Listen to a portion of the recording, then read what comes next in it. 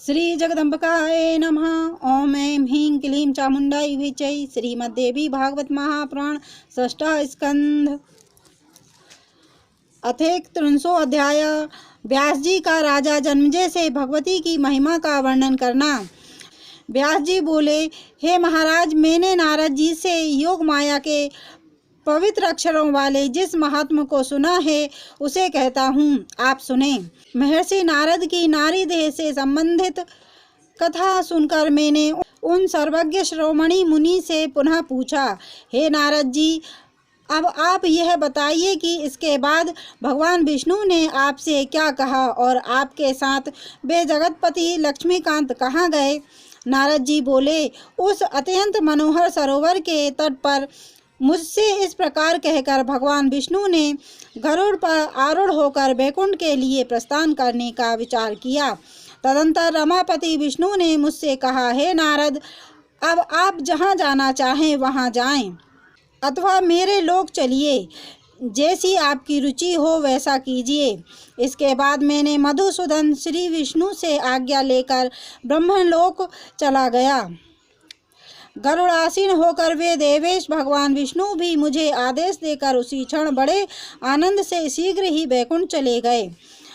तत्पश्चात श्री विष्णु के चले जाने पर समस्त परम अद्भुत सुखों तथा दुखों के संबंध में विचार करता हुआ मैं अपने पिता ब्रह्मा जी के भवन पर जा पहुंचा।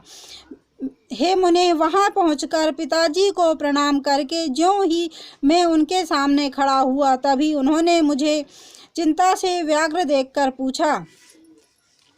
ब्रह्मा जी बोले, हे महाभाग, आप कहाँ गए थे? हे सुमत, आप क्यों इतने घबराए हुए हैं? हे मुनि श्रेष्ठ, आपका चित्त इस समय स्वस्थ नहीं दिखाई पड़ रहा है। क्या किसी ने आपको धोखे में डाल दिया है अथवा आपने कोई आश्चर्यजनक दृश्य देखा है? हे पुत्र, आज मैं आपको उदास तथा विवेक से कुंठित क्यों देख रहा हूँ? नारद जी बोले, पिता ब्रह्मा जी के ऐसा पूछने पर मैंने आसन पर बैठकर माया के प्रभाव से उत्पन्न अपना संपूर्ण वृतांत उनसे कहा। हे पिताजी, महान शक्तिशाली विष्णु ने मुझे ठग लिया था। बहुत वर्षों तक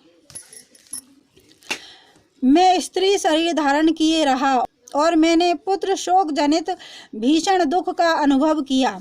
तत्पश्चात उन्होंने ही अपने अमृतमय मधुर वचनों से मुझे समझाया और पुनः सरोवर में स्नान करा के मैं पुरुष रूप नारद हो गया।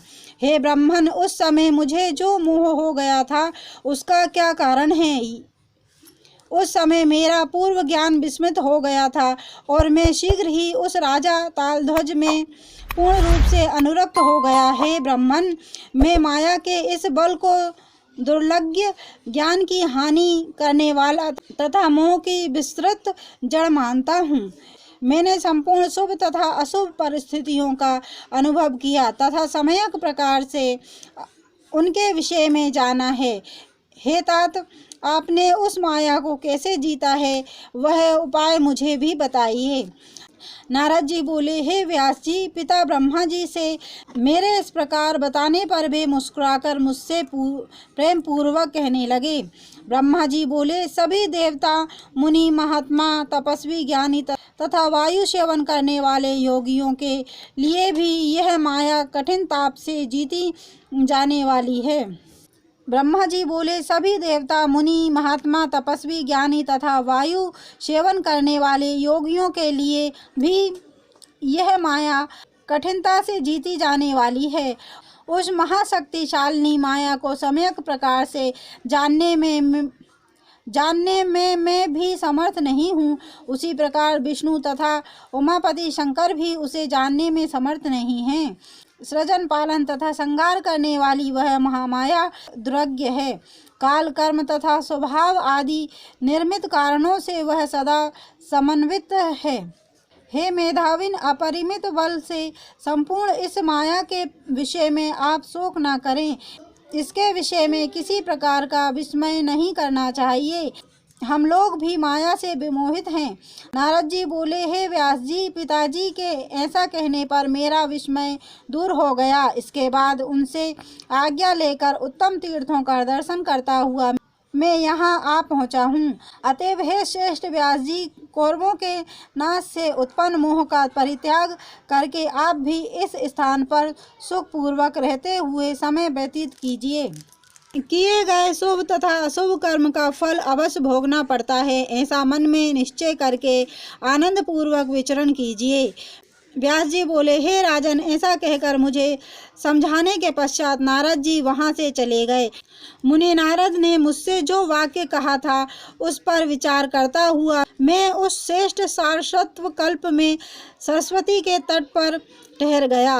हे राजन, समय व्यतीत करने के उद्देश्य से वहीं पर मैंने संपूर्ण संदेहों को दूर करने वाले नानाविध आख्यानों से युक्त वैदिक प्रमाणों से तथा प्राणों में उत्तम इस श्रीमद् देवी भागवत की रचना की थी।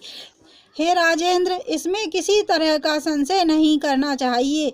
जिस प्रकार कोई इंद्रजाल करने वाला अपने हाथ में काठ की पुतली लेकर उसे अपने अधीन करके अपने इच्छानुसार नाचता है, उसी प्रकार यह माया चराचर जगत को नचाती रहती है। ब्रह्मा से लेकर तृण पर्यंत जितने भी 5 इंद्रियों से संबंध रखने वाले देवता, मानव तथा दानव है, वे सभी मन तथा चित्त का अनुसरण करते हैं। हे राजन, सत्वरज तथा तम, ये तीनों गुण ही सभी कार्यों के सर्वथा कारण होते हैं। यह निश्चित है कि कोई भी कार्य किसी न किसी कारण से अवश्य समृद्ध रहता है। माया से उत्पन्न हुए ये तीनों गुण भिन्न भिन्न स्वभाव वाले होते हैं। क्योंकि ये तीनों गुण क्रमशः शांत, घोर तथा मूढ़ वेदानुसार 3 प्रकार के होते हैं। इन तीनों गुणों से सदा युक्त रहने वाला प्राणी इन गुणों से विहीन कैसे रह सकता है। जिस प्रकार संसार में तंतु विहीन वस्त्र की सत्ता नहीं हो सकती, उसी प्रकार तीनों गुणों से रहित प्राणी की सत्ता नहीं हो सकती।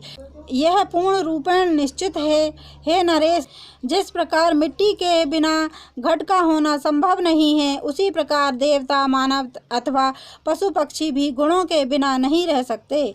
यहाँ तक कि ब्रह्मा, विष्णु, महेश ये तीनों भी इन गुणों के आश्रित रहते हैं। गुणों का संयोग होने से ही वे कभी कभी प्रसन्न रहते हैं, कभी अप्रसन्न रहते हैं तथा कभी विषादग्रस्त हो जाते हैं। जब ब्रह्मा सत्वगुण में स्थित रहते हैं तब वे शांत, समाधिस्थ, ज्ञान सम्यक तथा सभी प्राणियों के प्रति प्रेम से युक्त हो जाते हैं। वे ही जब सत्वगुण से विहीन होकर रजोगुण की अधिकता से युक्त होते हैं तब उनका रूप भयानक हो जाता है और वे सबके प्रति अप्रीति की भावनाओं से युक्त हो जाते हैं। वे ही ब्रह्मा जब तमोगुणी की अधिकता से आविष्ट हो जाते हैं तब वे विषादग्रस्त तथा मूढ़ हो जाते हैं, इसमें संशय नहीं है। सदा सत्वगुण में स्थित रहने वाले विष्णु इसी गुण के कारण शांत, प्रीतिमान तथा ज्ञान सम्यक रहते हैं। वे ही रमापति विष्णु रजोगुण की अधिकता के कारण अप्रीति से युक्त हो जाते हैं और तमोगुण के अधीन होकर सभी प्राणियों के लिए घोर रूप हो जाते हैं। इसी प्रकार रुद्र भी सत्वगुण से युक्त होने पर प्रेम तथा शांति से समन्वित रहते हैं, किंतु रजोगुण से अविष्ट होने पर वे भी भयानक तथा प्रेम विहीन हो जाते हैं। इसी तरह तमोगुण से अविष्ट होने पर वे रुद्र, मूढ़ तथा विषादग्रस्त हो जाते हैं। हे नृपश्रेष्ठ, यदि ये ब्रह्मा, विष्णु, महेश आदि तथा युग युग में जो सूर्यवंशी तथा चंद्रवंशी 14 मनु कहे गए हैं, वे भी गुणों के अधीन रहते हैं, तब इस संसार में अन्य लोगों की कौन सी बात देवता, दानव तथा मानव समेत यह संपूर्ण जगत माया का वशवर्ती है। अतएव हे राजन, इस विषय में कदापि संदेह नहीं करना चाहिए। प्राणी माया के अधीन है और वह उसी के वशीवर्ती होकर चेष्टा करता है। वह माया भी सदा संबित रूप परम तत्व में स्थित रहती है। वह उसी के अधीन रहती हुई उसी से प्रेरित होकर जीवों में सदा मोह का संचार करती है। अतः विशिष्ट माया स्वरूपा प्रज्ञामयी महेश्वरी माया की अधिष्ठात्री सच्चिदानंद स्वरूपिणी भगवती जगदम्बा का ध्यान, पूजन, वंदन तथा जप करना चाहिए। उससे वे भगवती प्राणी पर दया करके उसे मुक्त कर देती हैं और अपनी अनुभूति कराकर अपनी माया को हर लेती है। समस्त भुवन माया रूप है तथा वे ईश्वरी उसकी नायिका है, इसलिए त्रिलोक की सुंदरी भगवती को भुवनेशी कहा गया है। हे पृथ्वीपते, यदि उन भगवती के रूप में चित्त सदा आसक्त हो जाए तो सत्य असत्य स्वरूपा माया अपना क्या प्रभाव डाल सकती है। अतः हे राजन, सच्चिदानंद स्वरूपिणी भगवती परमेश्वरी को छोड़कर अन्य कोई भी देवता उस माया को दूर करने में समर्थ नहीं है। एक अंधकार किसी दूसरे अंधकार को दूर करने में समर्थ नहीं हो सकता, किंतु सूर्य, चंद्रमा, विद्युत तथा अग्नि आदि की प्रभा उस अंधकार को मिटा देती है। अतः माया के गुणों से निर्वृत्ति प्राप्ति करने के लिए प्रसन्नता पूर्वक स्वयं प्रकाशित तथा ज्ञान स्वरूपिणी भगवती महेश्वरी की आराधना करनी चाहिए। हे राजेंद्र, वृत्रासुर वध आदि की कथा के विषय में आपने जो पूछा था उसका वर्णन मैंने भली भांति कर दिया। अब आप और क्या सुनना चाहते हैं? हे सुब्रत, श्रीमद् देवी भागवत पुराण का पूर्वार्ध मैंने आपसे कहा, जिसमें देवी की महिमा का विस्तार और पूर्वक वर्णन किया गया है। भगवती जगदम्बा का यह रहस्य जिस किसी को नहीं सुना देना चाहिए। भक्त शांत देवी की भक्ति में लीन ज्येष्ठ पुत्र तथा गुरु भक्ति से युक्त शिष्य के समक्ष ही इसका वर्णन करना चाहिए।